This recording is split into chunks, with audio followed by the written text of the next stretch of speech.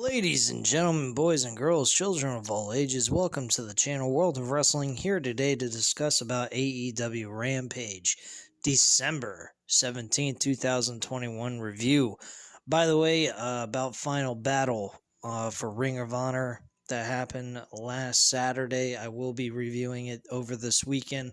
I do apologize for the tardiness. I know I said that I would go ahead and do that during this week. I kind of was just enjoying my beginning of my vacation for Christmas, so I do apologize, but since I will be available, not working, not also am I going to enjoy my vacation, but I will upload the review of Final Battle during this weekend, as well as SmackDown will be reviewed on Monday morning after I get a chance to watch it.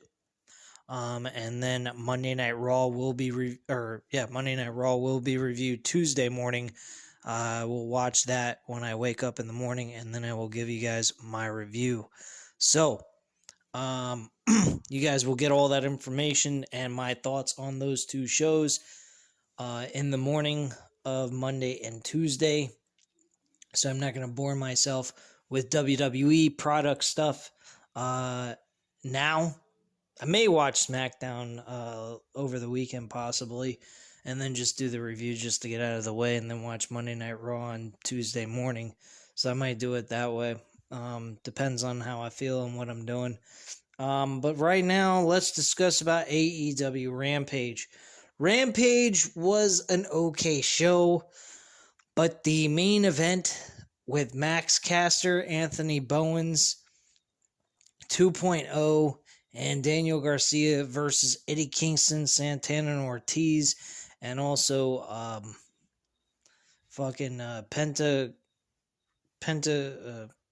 Pentagon Jr. and Ray Phoenix. That match was I did not like that match. That match really did not entertain me.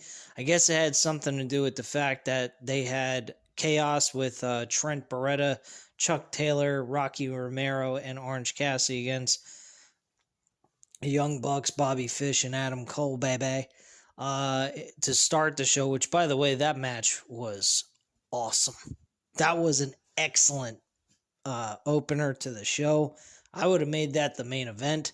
That was a very, very fun match. Very enjoyable. Unfortunately, Trent Beretta won the match by pinning Bobby Fish. This is the one complaint I will have right now about Bobby Fish.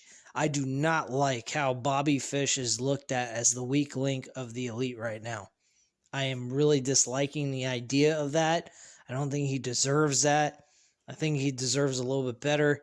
I mean, you could have went with Chuck Taylor losing. I think that the Elite should have won this match. They've been suffering some losses that were unnecessary against some opponents that I don't see deemed well enough to, or deserving enough to win against the Elite. I mean, if you wanted a CM Punk, Orange Cassidy, if Orange Cassidy would have won the match, fine. I got the point, though, why they went with Trent Beretta. Trent Beretta was coming back from a major injury. They wanted to give him that big special win. And I understand out of the bunch, Bobby Fish would have been the best pick. But here's the thing. Bobby Fish has suffered enough losses. How many more losses can this guy take to being considered part of the Elite? The point of the name of the faction is Elite. The Elite. How are you the Elite if you're losing all the time? You're Elite if you're a winner. Bobby Fish is made out to be looked at as a loser. I don't really like that idea. I think it kind of sucks. So I'm not really happy with that. But despite the issue I have with the end result of the match, I enjoyed the match for what it was. It was a lot of fun and very enjoyable. So I give them a lot of kudos for that match. We had Taya Conte versus Penelope Ford in a submission match. This match was okay. Nothing special. But it was okay. Penelope Ford lost the match to Tay Conte. There was a brawl that came out of this whole situation, and that's how that whole match ended. And then, like I said, Eddie Kingston took the loss for his team against Daniel Garcia, getting a roll-up pinfall and grabbing the tights. I did not like this either. Where's the love for Eddie Kingston, man? This guy has been producing one of the best promo work. He's the top 3 best promo workers in AEW right now. The top 3 is real simple. MJF, CM Punk, and then you got Eddie Kingston. Eddie Kingston has been doing one of the best work in AEW right now in the last couple of months. And he's also a decent wrestler. The guy has wrestling capabilities like Mankind, like Mick Foley. But the guy's got a lot of heart, which is what Mick Foley had in the ring. He may not have the best wrestling ability, but he had a lot of heart and determination to overcome the odds. And Eddie Kingston deserves that. He deserves a big push. The guy has been in the indies for a very long time. He's also had nothing going for him until he got to AEW. I really never heard of Eddie Kingston until he went to Impact Wrestling with the LAX group. And he feuded with them, with the old LAX group. That's the only time I ever heard of Eddie Kingston. Then he got into AEW, which is another mainstream wrestling organization. And he's been great. He's been entertaining. There was some small hiccups I had with him at certain points, like the teaming with Pentagon Jr. and Rey Fenix, along with the members of the Death Triangle. But other than that, I really didn't have any issues with Eddie Kingston. Eddie Kingston had a great match with Jon Moxley in last year's Full Gear. That was an excellent match. I enjoyed that match very much. But bottom line, Eddie Kingston's been treated like an afterthought. A guy who's placed in really good situations, but always is the one to take the L. I don't really like that. I think that kind of sucks. I think this guy eventually deserves a one-time world championship run. And I'm not talking about a long run or anything like that. I don't see Eddie Kingston as the kind of guy you keep the title on for a very long time. But just to show the man you appreciate the work he's done for AEW, give him that one moment to, like Tommy Dreamer type of moment. Let him win the AEW World Championship at some point. I think Eddie Kingston deserves it. I think he deserves to say at some point in his career he was a title holder of a world championship of a major promotion. That's the way I feel about that.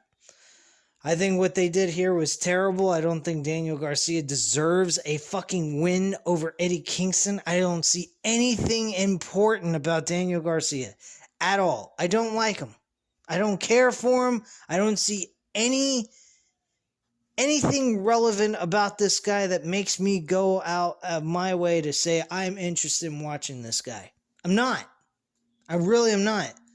Hook had one match last week. He surpasses Daniel Garcia by miles, man. By miles. And Daniel Garcia can't do shit. You wanted to have Hook do that to fucking Eddie Kingston? I would have been cool with that shit. Because Hook has got all the technical ability to make you believe he could beat Eddie Kingston with no problem. But fucking Daniel Garcia with a roll-up pinfall and holding his tights, that pisses me off. Big time. Anyway, they result to a big beatdown after the end of the match, and Jungle Express and Christian Cage come out to make the save, and then they grab the titles of the Lucha Brothers and hand it over to them. Seemed like the Lucha Brothers took a little bit of disrespect or something like that. And they hand the titles over to him as a showing of they're interested in going after the world titles, but the tag titles. But hey, You guys are the tag team champions for right now, so here you go, type of attitude. So you see this, the building blocks going forward here with Jungle Express or Jurassic Express. I keep forgetting what the fucking name is. Jungle Express, Jurassic Express, whatever. Jungle Boy and fucking Jurassic Express. Jurassic Express is showing interest in a world tag team title opportunity. I think this is the perfect opportunity for them to actually capture the world tag team titles. I don't know why I keep saying world title. It's a tag team. The world tag team titles.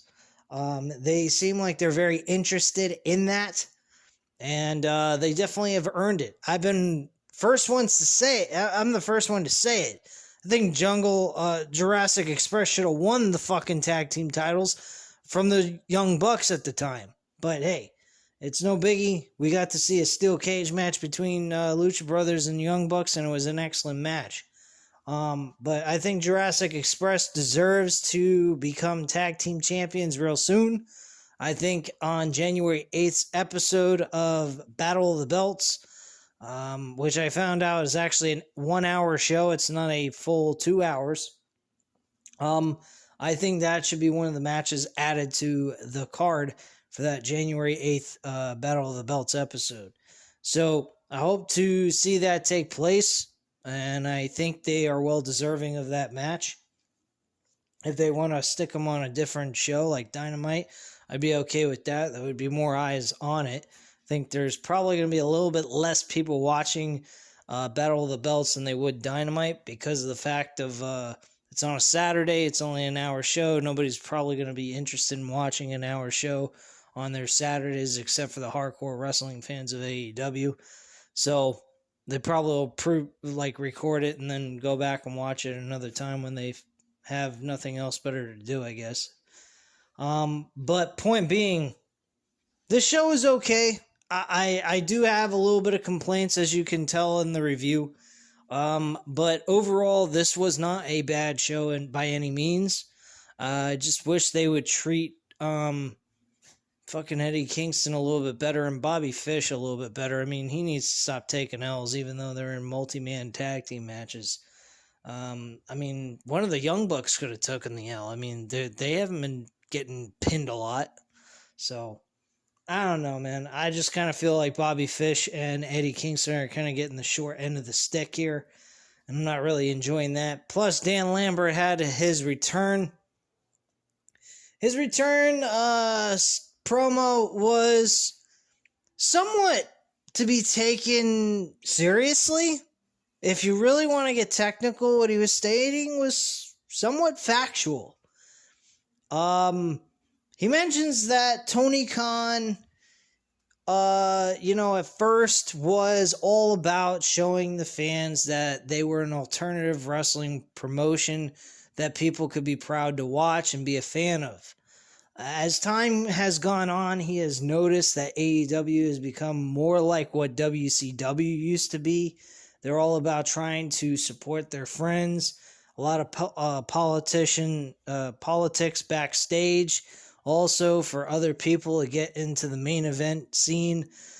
Stuff like that. And I have to agree. I do believe there is some of that going on now in AEW in a small case. Not a huge case or anything like that. Definitely Cody being one of them. I think Cody has been utilized in the main event scene a little too much.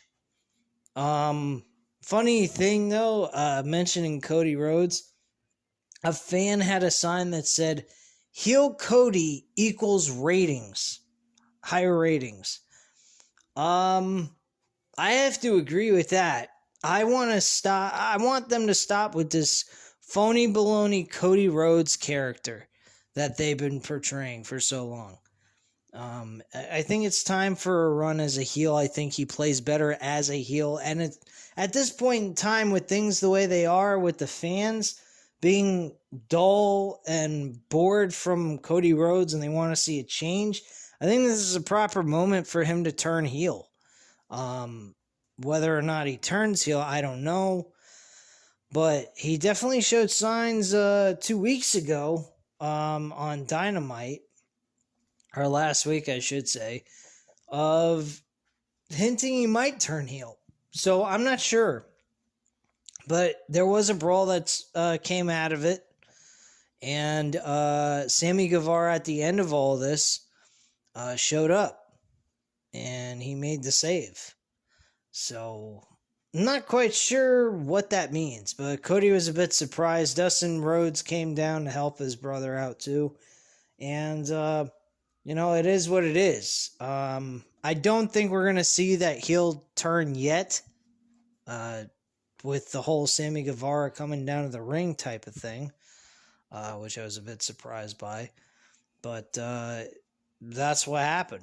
And if he turns heel on the episode of Dynamite this Wednesday for the TNT Championship, by all means, I mean, I'm all for it. You guys know that. I've been saying it's time for a heel change for Cody because his face run's getting a little stale.